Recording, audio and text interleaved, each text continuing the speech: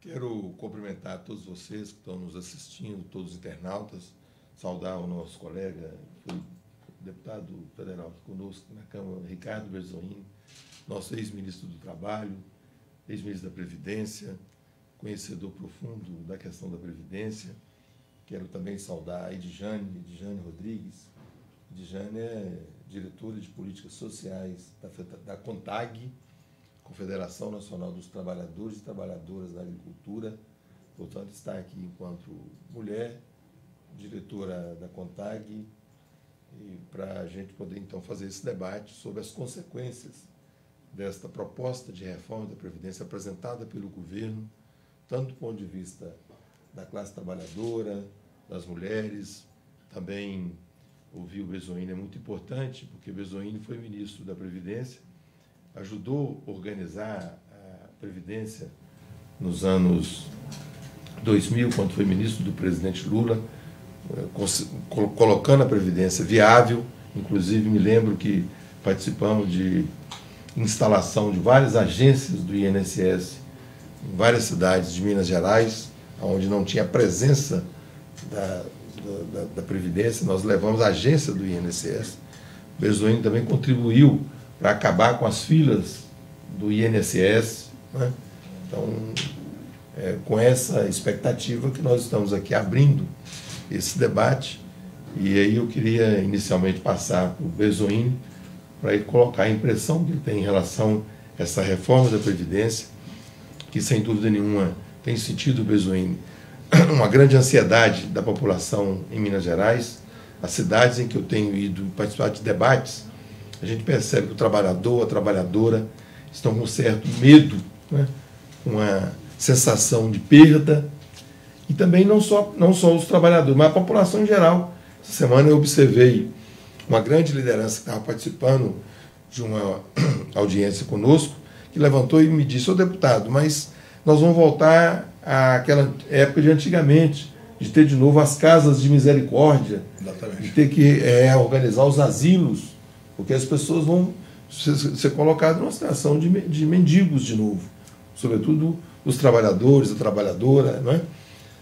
Aqueles que ganham o menor salário, 2 salários mínimos para baixo.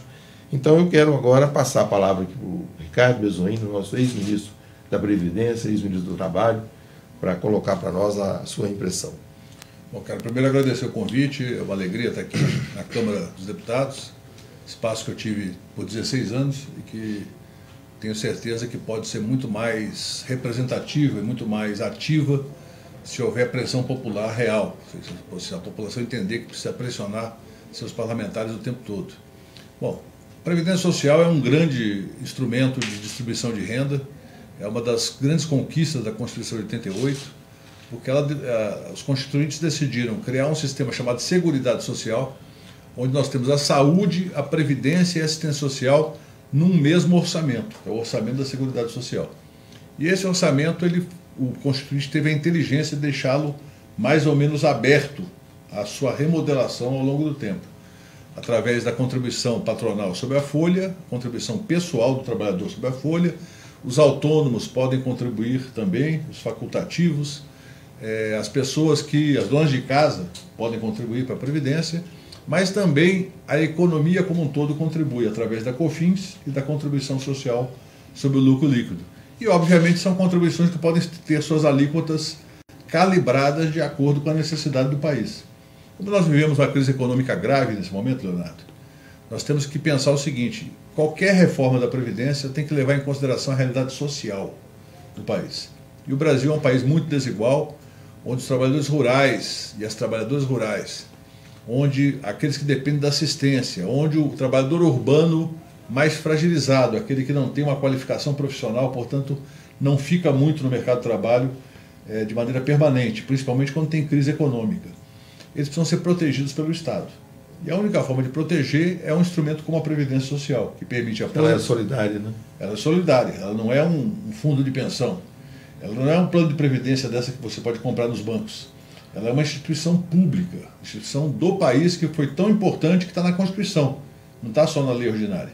Ou seja, o Constituinte reconheceu na Previdência Social, bem como no SUS e na assistência social, que tem a LOAS, reconheceu que isso é um instrumento fundamental para um país solidário, justo e que possa construir a perspectiva de ser, ao longo das décadas, cada vez mais includente e não excludente. Você quer dizer com isso, então, que não é justo dizer que a Previdência é deficitária ou que tem rombo?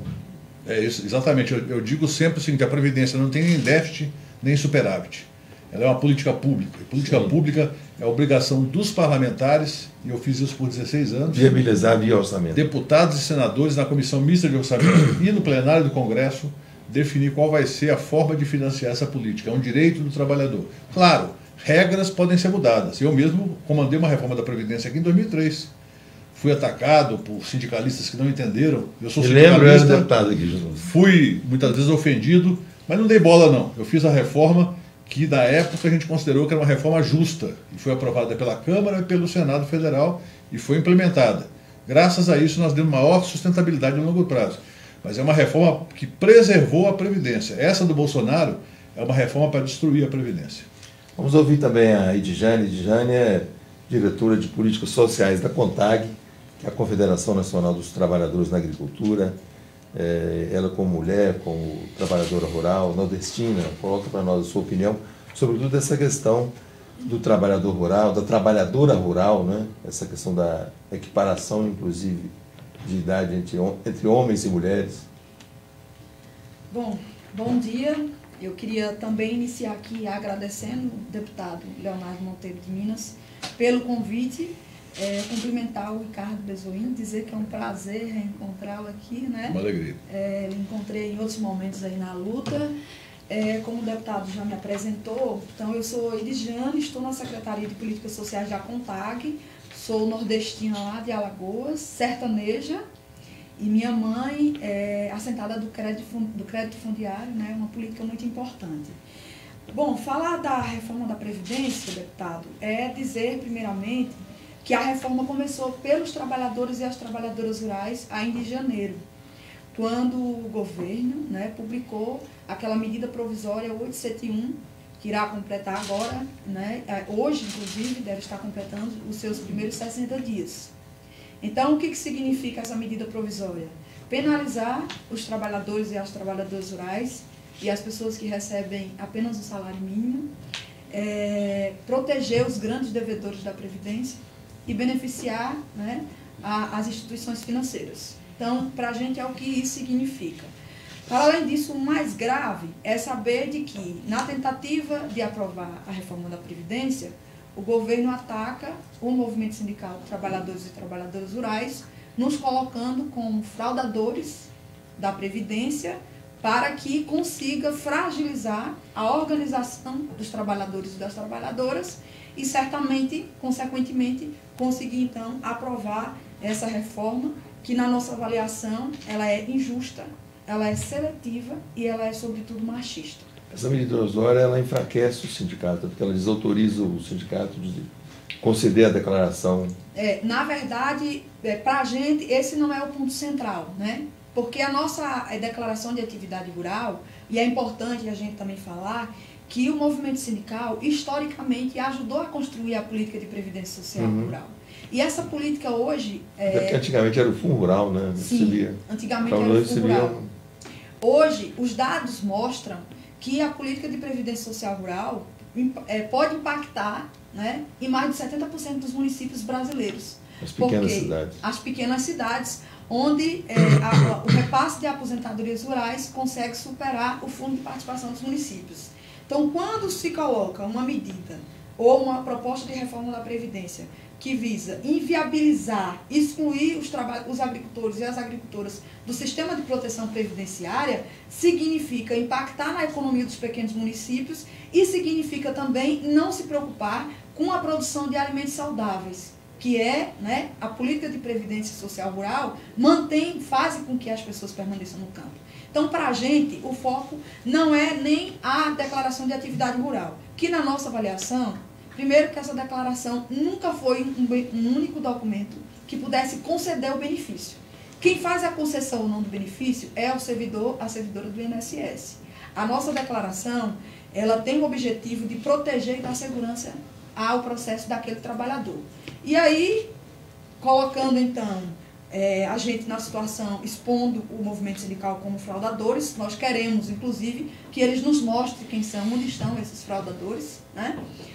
Nunca fomos contra que o Estado pudesse sim fazer esse trabalho de fiscalização, e a gente acha que deve ser punido sim os culpados, mas não deve já de imediato até colocar os agricultores e as agricultoras numa situação de suspeitos, né? De suspeitos. Então é o que está acontecendo. Cria um programa especial de revisão de benefícios, colocando que vai, só esse ano ainda pretende economizar mais de 10 bilhões de reais, mas não cobra os mais de 500 devedores da Previdência, que juntos devem 450 bilhões, né? E aí coloca que vai haver uma revisão nas aposentadorias rurais, pensão por morte, auxílio reclusão. Aliás, essa revisão está acontecendo, né? Já vem acontecendo. E vários aposentados ou pensionistas estão perdendo. Estão perdendo a maioria de forma indevida. Cada funcionário do INSS recebe será um bônus, né? R$57 por cada benefício que ele corta. Exatamente. O perito, né, e o servidor, cada um vai receber um bônus para que faça esse trabalho. Mas para a gente, o mais preocupante é que quando esse trabalhador e essa trabalhadora for notificado, só terão 10 dias para apresentar as suas defesas. Então imagine na prática quem é aquele aposentado que está lá há mais de 6, 7, 8 anos, né, que vai conseguir apresentar suas defesas em 10 dias. E aí é claro que isso vai gerar um maior volume de judicialização dos processos e vai gerar muito mais gasto para o Estado, né? Bom, aí eu entro numa questão das mulheres que começam na medida provisória. As mulheres hoje, elas têm 5 anos para requererem o benefício do salário maternidade. Aliás, elas tinham. Com a medida provisória, nós só temos agora o prazo de 6 meses. Então, muda de 5 anos para 6 meses.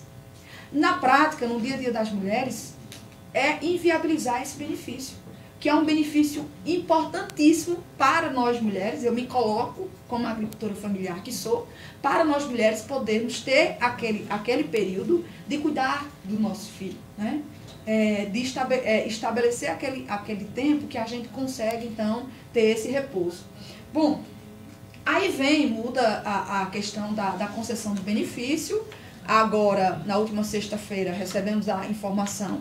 Antes seria uma autodeclaração ratificada pelas entidades credenciadas pelo Plano Nacional de Assistência Técnica e Extensão Rural, na prática as EMATEs, sucateadas por falta de orçamento, sequer cumpriram, né, o seu objetivo, que é dar assistência aos agricultores, e já estariam recebendo mais uma demanda que não é uma demanda pequena.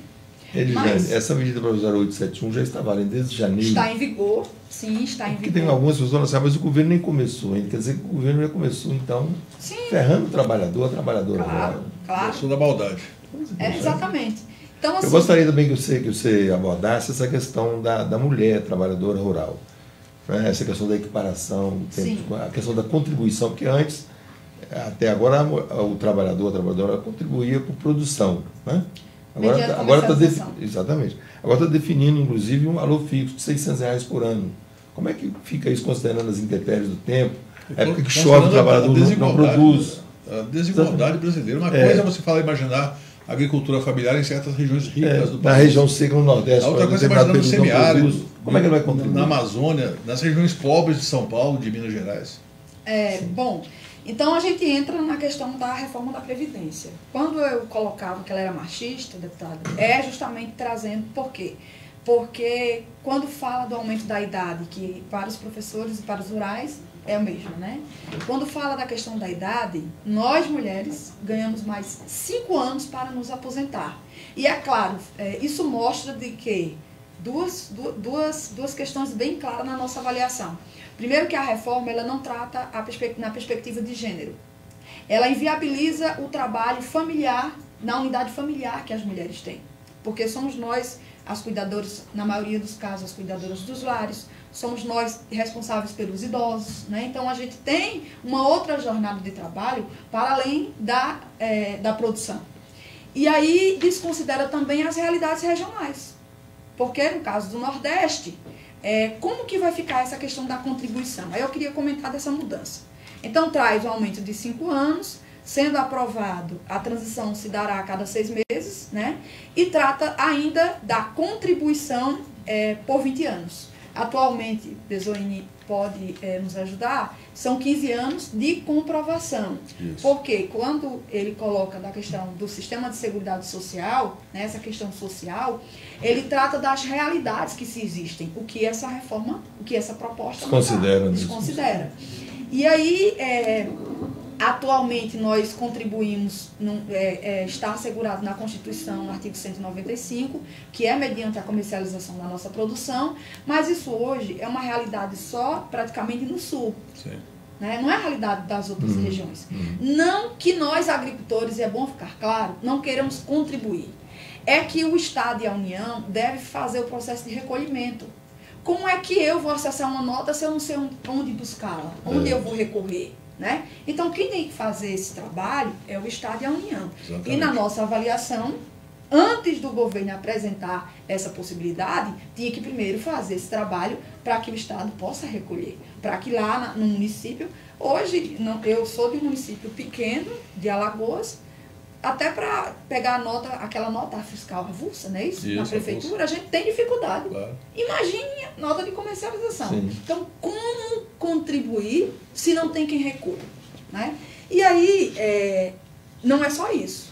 Os trabalhadores permanece, né, a contribuição sobre comercialização da produção, mas para aqueles que não conseguirem contribuir, vamos considerar o caso da seca, por exemplo, terão que contribuir R$600 ao ano por família. Isso nos preocupa, porque desconsidera novamente a realidade, inclusive da produção da agricultura familiar, porque é um trabalho penoso, nós não temos garantias de que a gente vai colher, a gente pode sofrer seca, a gente pode ter perca da nossa produção por excesso de chuva, nós podemos ter perca da nossa produção por pragas, nós podemos até ter perca da nossa produção dependendo da comercialização, da forma de comercializar. Mesmo quando produz tem dificuldade, às vezes, de comercialização. Exatamente, sim. Que hoje é inclusive... Eu já tive as pessoas falando na feira, olha, hoje eu não consegui vender o suficiente para pagar o ônibus e eu voltar para casa. Exatamente.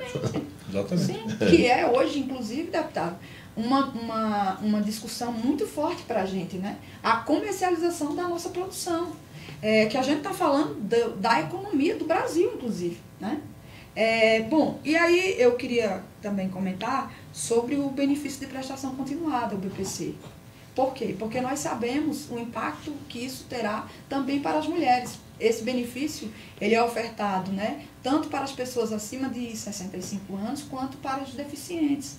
E nós temos um grupo de deficientes que são crianças. E quem cuida dessas crianças? Suas mães, as mulheres. E aí, esses benefícios, o que acontece? Muitas vezes as mulheres deixam de trabalhar para cuidar dos seus filhos com um problema, com uma certa deficiência, e requer atenção, mais cuidado. Quando o governo apresenta que vai pagar R$400 a partir dos 60 anos, endurece a comprovação de miserabilidade e só, né, aos 70 anos que conseguirá receber o salário mínimo. O salário mínimo completo. Reduziu a renda do velho ou do deficiente, né? Exatamente, então é um absurdo. E aí agora, no dia 8 de março, nós tivemos uma grande agenda das mulheres ocupando as ruas, e a maior bandeira levantada por nós mulheres era em defesa da Previdência Social Rural. Em defesa da Previdência, quer dizer, do sistema de proteção previdenciária de forma geral, porque mulheres do campo e da cidade se reuniram em busca aí, né, de protestar, de denunciar o que está acontecendo, o que significa, o que está por trás dessa proposta. Porque nós não somos contra uma reforma da Previdência, mas nós precisamos de uma proposta que dialogue com o povo, com a sociedade, que leve em conta, né, as diversidades que existem no Brasil, que leve em conta a situação do mercado de trabalho, que hoje, com a reforma trabalhista, nós sabemos o índice de desempregados, né, nós sabemos como que está a terceirização, e principalmente nas costas de nós jovens. Porque essa reforma vai dificultar, impedir que o trabalhador consiga, né, se aposentar. Mas eu queria também, o Besoini, no início da fala dele, ele comentou um pouco sobre essa questão da Constituição, né? Da desconstitucionalização do sistema da Seguridade Social, que é mais abrangente do que a Previdência. Né? Exatamente. Que nós consideramos a Seguridade Social como um tripé: saúde, previdência e assistência social. Exato. Você, como ex-ministro do Trabalho e da Previdência Social, inclusive que nós tivemos agora, recentemente, a aprovação da reforma da reforma trabalhista, que foi assim, um desastre para a classe trabalhadora, gostaria que você comentasse também, Bezoini, essa questão da desconstitucionalização, essa relação reforma trabalhista, reforma da Previdência, né? Como é que isso prejudica ou não prejudica a classe trabalhadora, né, o nosso país? É preciso que os trabalhadores entendam, e as trabalhadoras também, que na verdade não estamos diante de uma reforma, nós estamos diante de um processo de destruição. Reformar é natural da democracia, o sistema se evolui, a nossa expectativa de vida no Brasil cresceu 10 anos em 30 anos. Então é natural que algumas regras sejam ajustadas. O que está em processo de discussão, a partir da MP 871, foi bem lembrado, e com a PEC 6 e com a MP 873, que ataca os sindicatos do setor público especialmente, é um processo de destruição da Seguridade Social. O setor privado do Brasil, tanto o setor privado de saúde, quanto os bancos e financeiras e seguradoras, quanto todos aqueles que têm alguma relação com a Seguridade Social no setor privado, querem acabar com a previdência pública, com a saúde pública, com a assistência social pública, para tomar conta desse mercado e lucrar com ele. Então o objetivo do Paulo Guedes, que vem do mercado financeiro, é desconstitucionalizar, ou seja, tirar as regras da Constituição e mandar para a lei ordinária. Por quê? Porque a lei ordinária, como você sabe, Leonardo, ela exige menos votos aqui. Ela, com 50% mais um dos presentes, ela é aprovada. E no caso da lei complementar, com 50% mais um do plenário. Já a emenda constitucional exige 3/5 na Câmara e 3/5 no Senado, em duas votações. Votos, né? Em duas votações em cada casa. Portanto, o debate tem que ser muito mais bem feito para aprovar uma emenda constitucional. Então, eles querem desconstitucionalizar para depois criar a capitalização. E o que é a capitalização? O Chile implementou, nos anos 80, sob Pinochet, o ditador Pinochet, sanguinário, que inclusive assassinou vários militantes da luta democrática, inclusive brasileiros, lá no Chile. Eles implementaram na época, sob inspiração da escola de Chicago, que é a mesma escola que o Paulo Guedes é admirador, estudou lá, implementaram um sistema de capitalização pura, ou seja, não há mais solidariedade, não há um sistema público que arrecada e distribui os recursos observando a solidariedade social. O que há lá são contas bancárias que cada trabalhador é obrigado a descontar 10% do salário, não sabe quanto vai receber no final, mas o empregador não contribui com nada. Portanto, nós temos uma situação, por exemplo, rural. No Brasil, nós temos a agricultura familiar, que tem um segurado especial, mas temos os assalariados rurais, que não tem nenhum tipo de diferença de regra. Esse aposento é igual ao urbano. Enquanto a agricultura eles, familiar vão ser prejudicados agora sob essa medida provisória 873. E os safristas, porque com o trabalho intermitente. Eles vão ter que contribuir agora de uma forma diferente. Exatamente. Né? Com um crachazinho de contribuição para o sindicato. Exato. Ou seja, isso vai prejudicar os sindicatos que têm trabalhadores que são assalariados. E com isso, o objetivo central é aumentar o espaço para o lucro dos bancos. É só isso. Por isso eu tenho dito, tem muito trabalhador que já está aposentado, falando assim, não, tudo bem, eu sou contra essa reforma, mas eu já aposentei. Ora, quem já aposentou também será prejudicado, porque eles estão tirando a regra que estabelece a obrigatoriedade de correção anual dos benefícios. Hoje, todo ano, o aposentado tem obrigatoriamente uma correção do benefício, vai deixar de ter. Então, assim, é uma quantidade tão grande de maldades que nós precisamos explicar para o povo que é um roubo, e a palavra não é outra, é um roubo. Eu tenho usado nas minhas palestras, Leonardo, a seguinte expressão: se alguém entrar na sua casa e tentar roubar a sua geladeira, você deixa, você fica passivo? Se tentar roubar um dinheirinho que você guardou lá, 300, 400 reais para uma reservinha, você deixa alguém levar? Eles estão querendo roubar 600 bilhões de reais por ano para carregar para o sistema financeiro. Ontem eu estive no Senado da Comissão de Assuntos Econômicos e debati com senadores do Amazonas, do Ceará, da Paraíba, de Tocantins, de Sergipe. Eu discuti com eles exatamente isso. Se vocês vão voltar para a base e explicar isso para os trabalhadores, como? Vai ter eleição municipal no que vem, vai ter eleição federal daqui a 3 anos. Como é que vocês vão explicar isso para a sua base? E, de fato, a hora que eu falei isso daí, todo mundo ficou atento. Porque é inadmissível, é uma das piores coisas que já foi tentada no Brasil. A começar pela MP 871, MP 873 e a PEC 6. A PEC 6, que é a proposta de reforma da Constituição.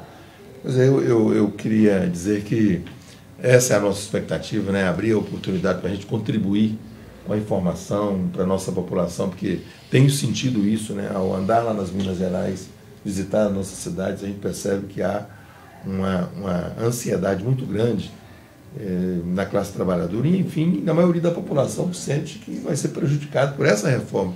Inclusive, como você disse aqui, Edjane, a questão inclusive das pequenas cidades, que o que faz movimentar o orçamento nas pequenas cidades do comércio, a padaria, a farmácia, a Seguridade Social, né?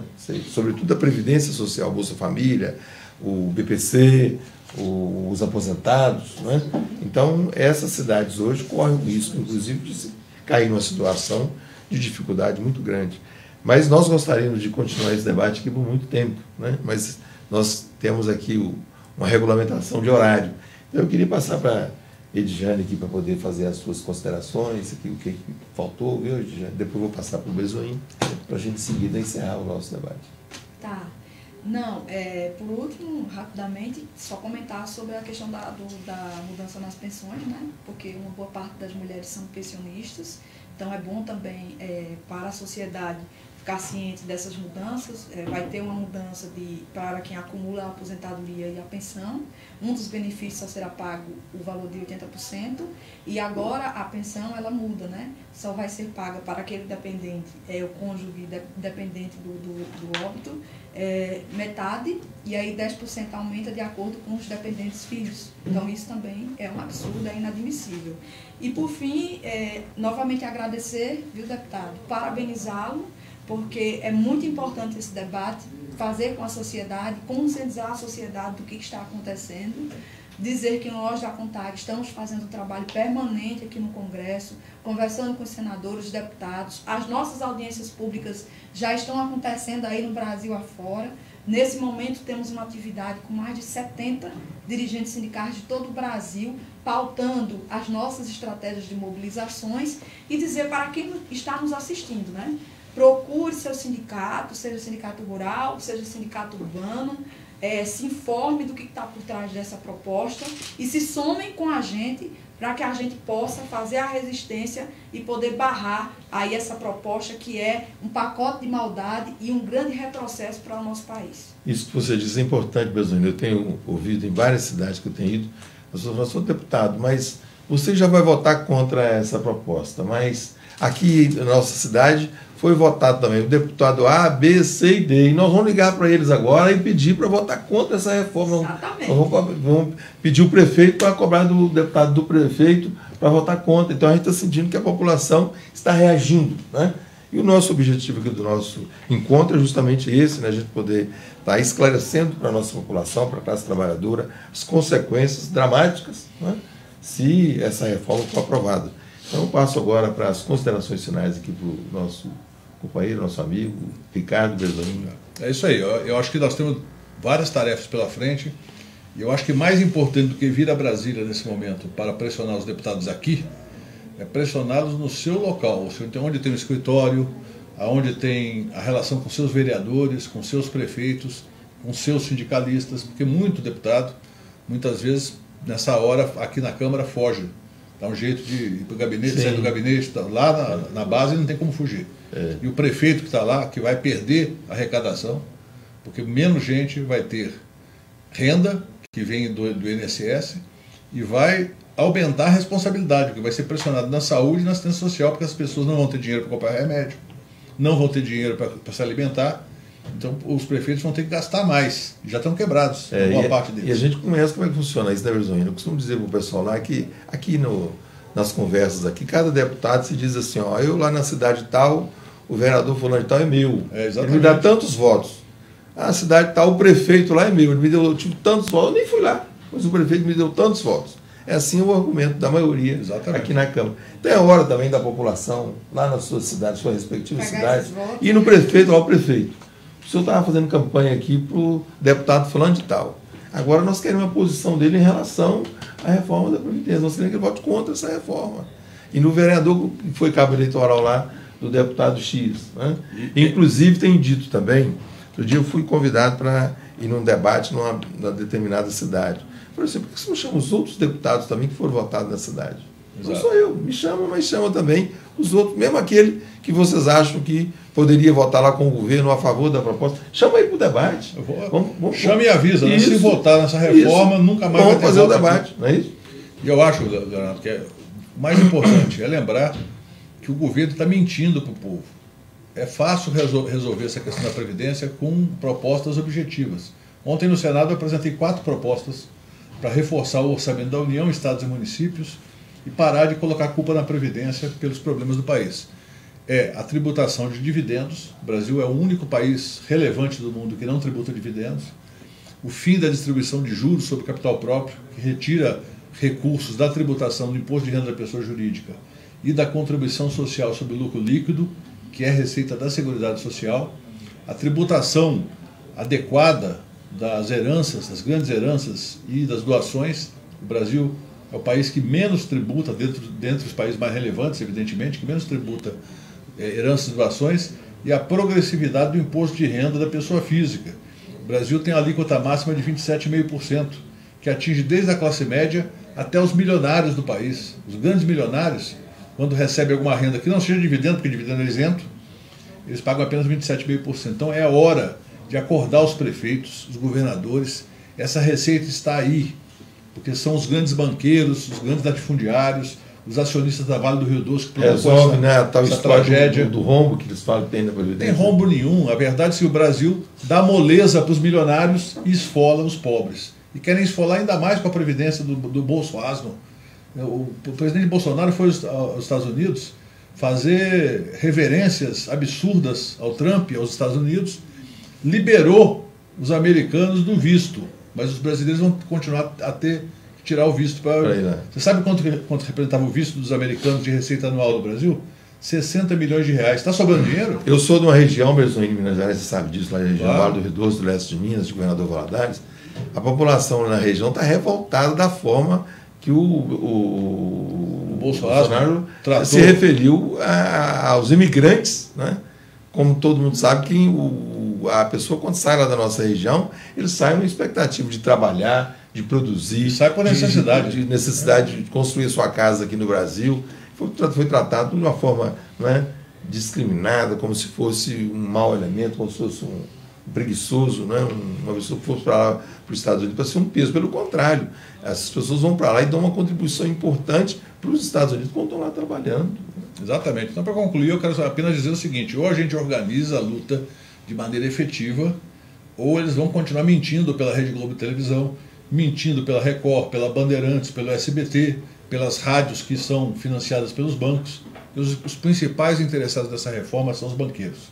Eles querem esses 600 bilhões que a Previdência movimenta por ano, que passe a transitar por dentro dos bancos. Hoje, eles passam muito rápido pelos bancos, saem do Tesouro Nacional e são pagos imediatamente, cai na conta do segurado ou o segurado saca com o cartão. Eles querem, na verdade, ficar 10, 15, 20, 30 anos com esse dinheiro, processando esse dinheiro, ganhando, cobrando taxas dos trabalhadores, o que será uma tragédia social para o país se acontecer isso. É um governo defendendo os interesses do mercado, né? Exatamente. Mas então eu queria aqui agradecer a oportunidade, agradecer a Edjane, nossa diretora da CONTAG, agradecer também a Ricardo Berzoini, nosso colega, ex-ministro da Previdência, ex-ministro do Trabalho, tem uma história importante, deu uma contribuição fundamental na Previdência Social na época do governo do presidente Lula. Portanto, desejar a vocês um bom retorno, né, e que nós possamos estar aqui na Câmara dos Deputados e também lá na base, fazendo a resistência suficiente, mobilizando a nossa sociedade, esclarecendo a nossa sociedade brasileira, sobretudo a classe trabalhadora, das consequências da possibilidade de aprovação dessa reforma da Previdência. E podem contar conosco, com o nosso mandato de deputado federal, Quero agradecer também a nossa bancada, né, aqui na Câmara, a bancada do Partido dos Trabalhadores, por estar possibilitando esse momento, né, que o nosso mandato de deputado federal ter aqui duas pessoas importantes, né, contribuindo para que a gente pudesse estar esclarecendo as consequências dessa proposta de reforma da Previdência desse governo. Como nós constatamos aqui, é uma reforma que, sem dúvida nenhuma, vai dificultar que o trabalhador, que a trabalhadora possa se aposentar. Né? Ou até impedir. Viu? Ou até impedir. Então, você veja, por exemplo, hoje, só para dar informação importante, hoje a regra de 15 anos de tempo mínimo para aposentar por idade, ela permite que milhões de pessoas alcancem esse benefício. Cerca de 60% das aposentadorias concedidas por idade, as pessoas tinham entre 15 e 20 anos de contribuição, ou seja, as pessoas vão ser impedidas. Não vão conseguir se aposentar. Portanto, muito obrigado, né, a todos vocês que nos acompanharam, internautas, todos que estão nos assistindo, que nós possamos aqui continuar nessa resistência contra a reforma da Previdência.